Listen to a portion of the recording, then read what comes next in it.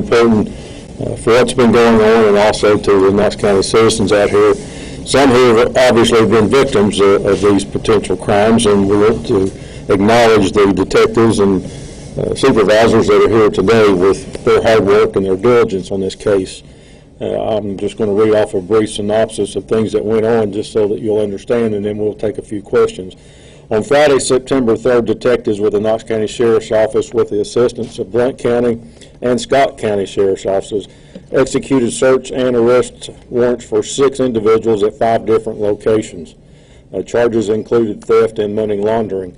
The suspects were arrested after a 10-month-long investigation involving the theft and sale of catalytic converters. I think with that being said, I think a lot of people within our community have been hit by some of these individuals, and we have made sure that we are slowing some of this down at this point. I'd like to remind everyone to be very, very cautious and diligent, and knowing that this is a very large operation. It's a large-scale operation, and now out of business, and I think that's very important to know. We need the citizens to remain vigilant as well. They need to know that these things have been going on. Those that are aware and have been a victim of this, we want to make sure that you continue to be vigilant with that. Friday, we took the steps necessary to remove a large and in-depth criminal organization who have been preying on the citizens in Knox County and of East Tennessee.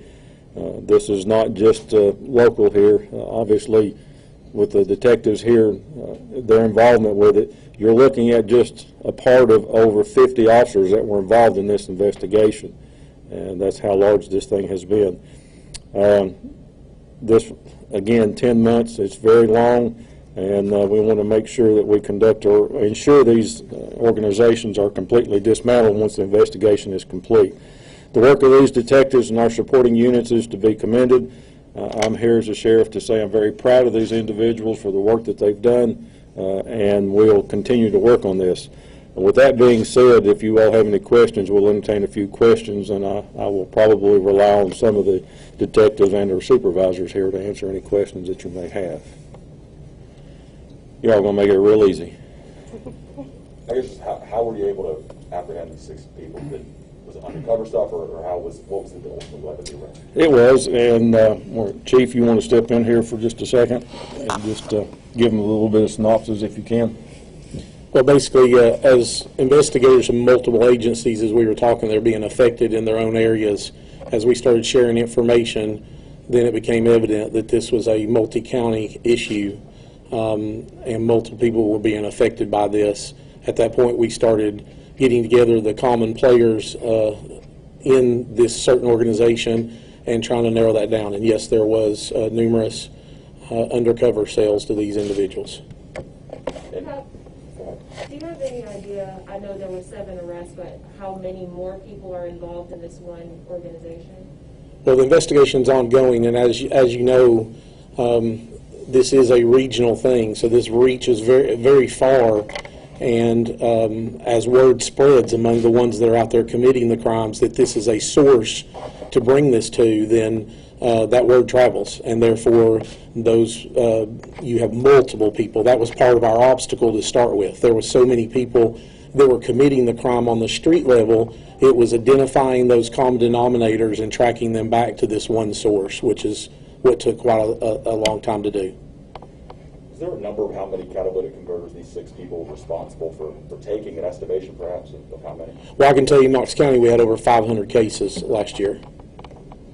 And do you feel like they were responsible for the majority of those? It's very hard. One of the most frustrating thing about this, and that we've looked at as far as involving the community in the future, is these items, when they're stolen, the catalytic converters do not have an individual serial number on them that matches the car. Therefore, unless you catch the perpetrator in the act of taking them at that time, then it's very hard to charge them with the actual theft of it. If you stop a car and they may have 10 or 15 of them in their vehicle, there's no serial numbers for us to immediately associate those back with a victim and therefore be able to prosecute them. What kind of charges could these people be facing? Well, we've received the indictments on them for money laundering and the theft itself. And as we go forward with the investigation and interview all the participants in it, there may be other charges that arise out of that. Can you walk through who you got on the board here, kind of what their relationship to each other was, and how these sales were working? I can. I'm going to let, this is Detective Strelecki, and this is, he was the primary case agent on it, and so I want him to be able to do that. He's the one that started with this, along with a couple other detectives, and put a lot of time in on it.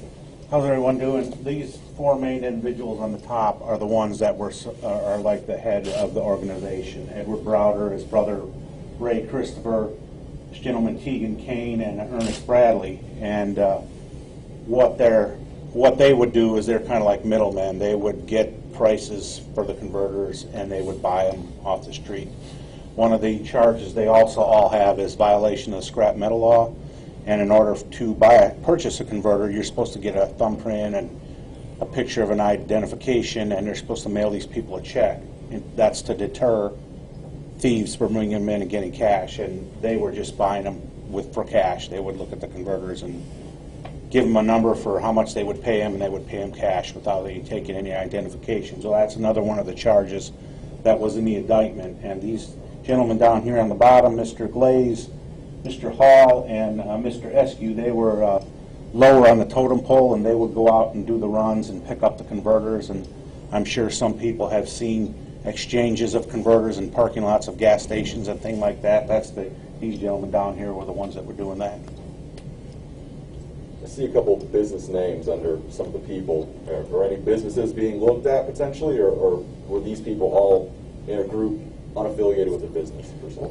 This gentleman here, Edward, owns a business, Carmack Motors, which has been dissolved, and Browder Metals, and that's what they were using to take the converters. And I'm sure some of them are legitimate, like they bought them from a major source, but they would take them to a recycler as a middleman, and then they would get paid that way. So none of those businesses are open still, correct? I know Carmack Motors is not, and I'm not sure about the other ones. Remember if Browder Metals is dissolved? Browder's is still good. Browder Metals is still active at this point. But none of these gentlemen were actually responsible for removing the catalytic converters from the vehicles themselves. They bought them off people who had already done that. Is that correct? As far as we know, yes, that's what their role was. They purchased the converters and then took them to a yard that would break them down and strip them of the metals inside. Where does the investigation go from here, and how can people continue to keep themselves safe while there are still some people that were involved in this at large?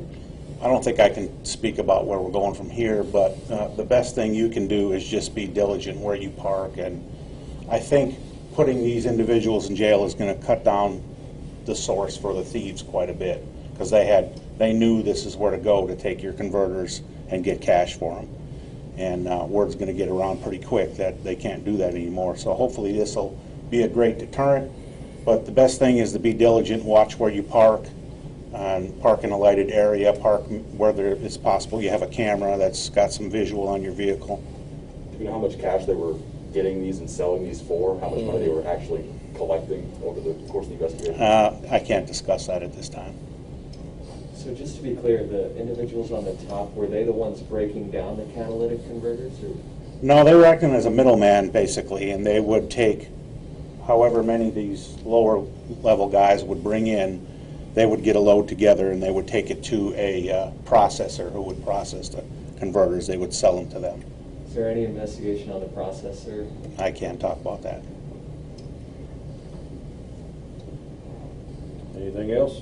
This is a very lucrative, incredibly lucrative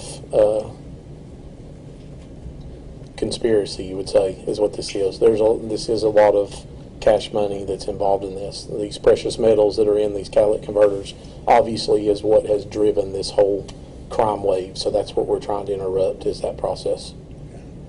Mention about the price of the So have you guys rodeo. seen a decrease in reports about this since these arrests, or is it kind of still the same?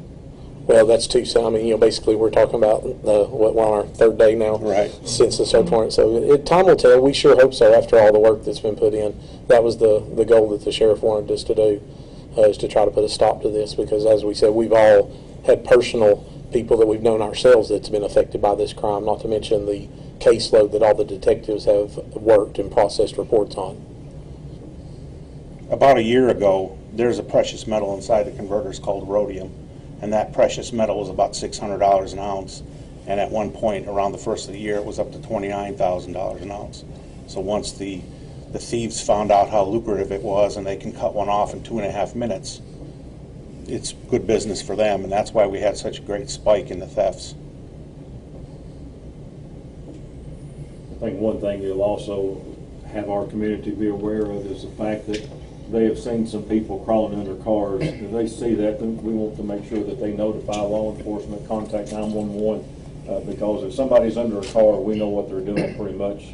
They may not know, at least the community may not, but obviously we know what's going on there, and we want to make sure that they stay vigilant. As the detective said, we're going to make sure that we do the part that we can, and again, I have to commend all of the ones that you see up here. They were the ones that put all that time and effort into this 10-month long investigation, along with Blount County and Scott County. So we have cooperation with other counties that were having any other issues as well. So we want to make sure that that Knox County citizens know, and the other counties as well, that their law enforcement is on top of this, and we're going to stay on it.